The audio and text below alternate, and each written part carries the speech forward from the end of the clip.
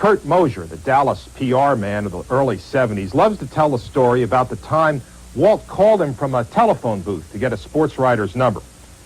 Okay, Mosier said, now here's the number. You got a pencil? Nope, replied Walt, but I got my pocket knife. I'll just carve it in the wall here. Well, I've always carried a knife. See, my daddy told me one time, you show me if somebody carries a big, dull knife, and I'll show you the laziest in the world. You know, if you ain't got time to sharpen a knife, or if you're too lazy to sharpen a knife, then you're too lazy. So I always carry a knife, and it's usually sharp. I carry my wallet in my boot. Got 2 wallets, incoming and outgoing. This one here's got, credit cards, my business stuff. And then in the other one, that's the personal boot. It's always on the right. And, just the personal checkbook, address book and stuff, But I don't know. Thank God I don't wear anything but boots, or I'd be out of luck with these big things carrying them around. This life isn't for everybody, but for me, nothing beats it. Walt Garrison is as country as chewing tobacco and armadillo boots. He was born a cowboy, played for the Dallas Cowboys. And like the song says, all his heroes were cowboys. And there was guys like Mahan and Jim Shoulders and Casey Tibbs. Those guys were my heroes growing up in high school and college because I wanted to rodeo.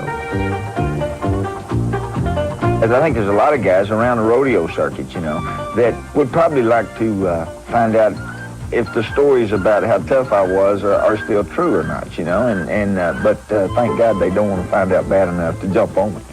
I mean, the guy was tough. You couldn't hurt him. He was the type of guy that didn't lift many weights, but was in great shape. It was because of the way he was raised. He was raised as a cowboy, and those guys are real tough.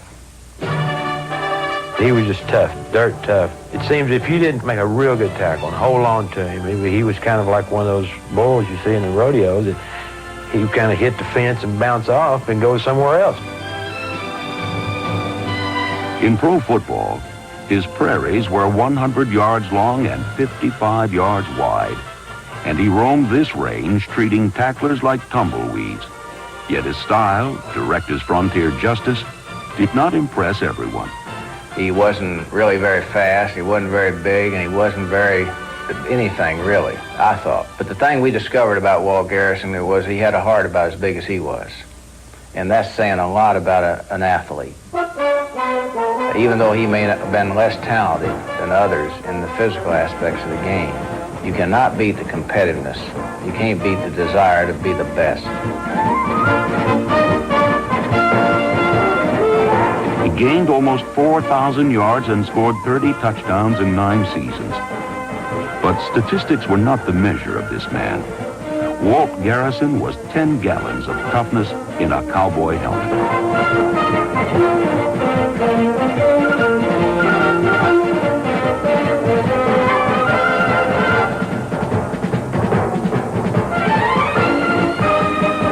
Garrison was a burr under the saddle, and defenders got saddle sore trying to tame him.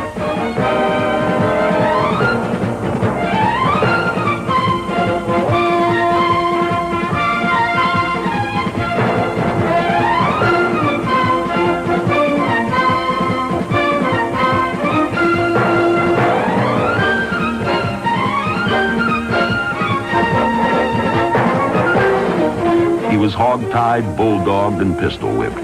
But no team or no player was going to run him out of town. Not even a showdown specialist like Dick Butkus. Butkus always had an intimidating style, and Butkus told Walt, he said, if you come to the line again, I'm going to bite your head off. And Walt looked at him and said, if you do, that'll be the first damn time you had any brains in your head. But I think it's the element of danger in any sport that really gets your adrenaline flowing, gets your heart pumping, and makes it worth doing. Hey, Walt. Wow, man, what happened? My tongue. Your tongue? I guess you realize now this is a pretty rough game. Or either that or you just keep your tongue in your mouth. All right. Ooh, man. The pain hurts me. I don't like pain. But they say that they define it, a threshold of pain. Some people's is low, some is high, and evidently mine is high. And he would never come out of a football game. He was tough, he was durable. In the 49er game, which he played, he had a fractured clavicle. His knee was bad. The doctor had to pull him off the field to get him off the field. Walt never gave up. There's no way a guy should have played. His ankle was swollen and he could hardly walk. He went out there and played, and that's the type of player he was. He was a guy that just never gave up. Garrison played with a broken collarbone, and it was fractured all the way through. He played the whole game, and I don't know if any of you all have ever had a broken collarbone, but it's very painful, especially when you're getting hit on it. When you think back about Walt Garrison, you think, you know, they really did chisel him out of iron or out of mesquite wood or something, because he was tough as a nail. Don Meredith nicknamed Walt Little Puddin' because he said he's just so cute, he looked like a little pudding. Little Puddin' favored simple pleasures. His hands were rarely idle, usually busied by his two favorite pastimes, whittling and dipping snuff. Habits that this cowboy took to extremes. Walt had spasms in his back, and he was in the whirlpool, and he brought a snorkel. He couldn't get enough of his back in there, and so he had a snorkel he brought for about a month up to the training room, and we'd go in there and we'd look over in the whirlpool, and there was a snorkel, and he'd come up and give us that Walt Garrison smile, you know, which had that snuff. He was dipping snuff underwater with a snorkel in his mouth, and I said, man, anybody that do that's got to be dedicated. I teamed up with a guy named David Dickerson. Brainy Dave, we called him. He busted beer bottles on his head. I used to put lighter fluid in my mouth. We could go into a bar, and I'd have a mouthful of lighter fluid and strike a match and look like a dragon. You know, he'd shoot this stuff out about this far, and then Dickerson would bust, you know, a couple of beer bottles on his head. And that was a neat trick. You know, we was real, you know, they used to call us to do parties and stuff, you know, because we were big time. He was brimming up with anecdotes and limericks and jokes and stories and songs, and at the drop of a hat, he'd be reciting poetry, and he was hilarious. I took Charlie Waters over there one night to Russell's, and he was asking Bear Creek, you know, well, can you lay on the floor and spit on the ceiling? And the ceiling's like 11 foot over at Russell's, this beer joint. And he said, yeah. And so, you know, he laid down on the floor and spit on the ceiling, you know, and I mean, everybody was clapping. It's like his, you know, it was a great deal. It's like somebody clearing 19, 20 foot in a pole vault, you know. I mean, here's a guy who spit 12 foot, 11 foot on the ceiling, on his back. Walt Garrison was a hard-case football player who had a hearty sense of humor. He put in an honest day's work for an honest day's pay. He was a man who grabbed life by the horns.